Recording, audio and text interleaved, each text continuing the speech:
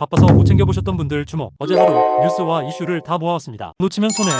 어제의 핵심 정리. 정치. 첫 번째 국민의힘. 단일화 놓고 내부 갈등 심화. 대선을 불과 며칠 앞두고도 국민의힘은 김문수 후보의 독자 노선과 비대위 해체 요구 등으로 내용이 깊어지고 있습니다. 두 번째 김문수 한덕수 단독 회동 예고. 단일화는 본인이 주도하겠다고 못 박아. 김문수 후보는 오늘 저녁 한덕수 예비 후보와 만나 단일화 논의를 시작하겠다고 밝혔고 향후 과정은 자신이 주도하겠다고 선언했습니다. 세 번째 이재명.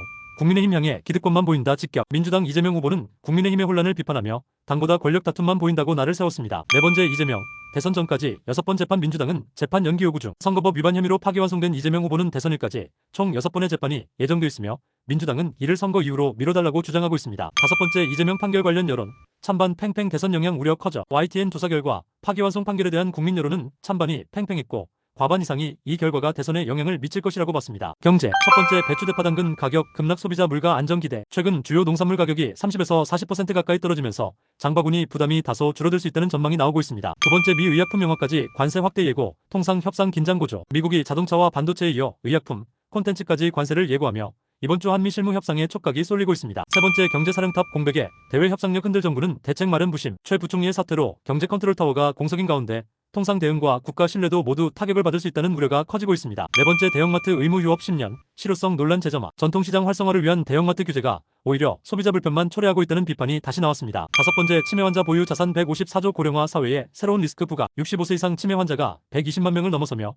이들이 보유한 막대한 자산에 대한 사기나 투자 피해 우려가 커지고 있습니다. 금융. 첫 번째 거래 거의 없는 ETF 증가. 일부 상품 상장 폐지 수순. 하루 거래량이 10건도 안 되는 좀비 ETF가 늘어나면서 상품 정리 필요성이 제기되고 있습니다. 두 번째 미중세 협상 기대에 증시 반등. 코스피 2560선 접근. 미중 협상 재개 가능성과 통화정책 기대감 속에 투자 심리가 회복되며 증시가 상승세를 보이고 있습니다. 세 번째 금값 고공행진에 은행 금계좌에 자금 몰려 1조 원 돌파. 계속 오르는 금 가격에 대응해 개인 투자자들이 은행 골드뱅킹 계좌로 자산을 이동하고 있습니다. 네 번째 건설사. 오랜 부진 벗어나 반등 조짐. 정책 수혜 기대감도. 1분기 실적 호조와 함께 대선 과정에서 부동산 공약이 언급되면서 건설 관련 주식이 다시 주목받고 있습니다. 기업. 첫 번째 LG엔솔 삼성 SDI. 유럽 ESS 시장 정조준 배터리 기술 공개. 유럽에서 열린 인터배터리 전시회에서 양사는 차세대 에너지 저장 장치를 선보이며 글로벌 공략에 나섰습니다. 두 번째 SK온.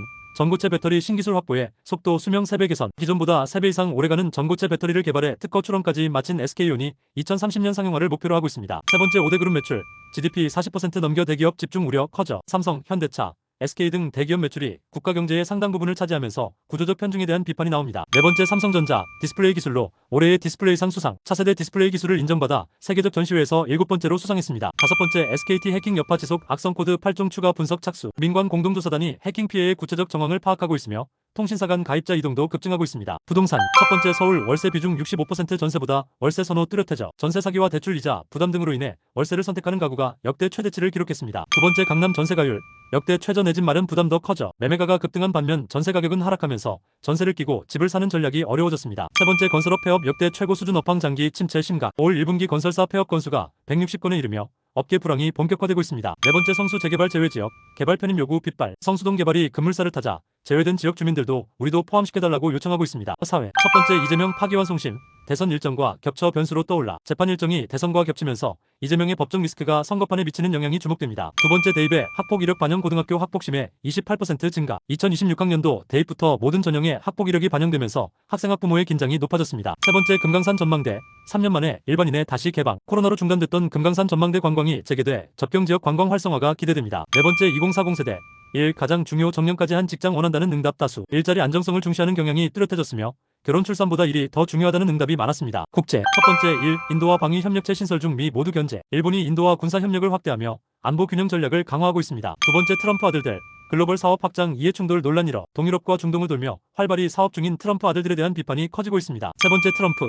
대중국 관세 협상 의지 밝혀 시진핑과는 통화 없어. 중국과의 협상 가능성을 언급하면서도 아직 시진핑 주석과의 직접 대화는 없었다고 전했습니다. 네 번째 인도.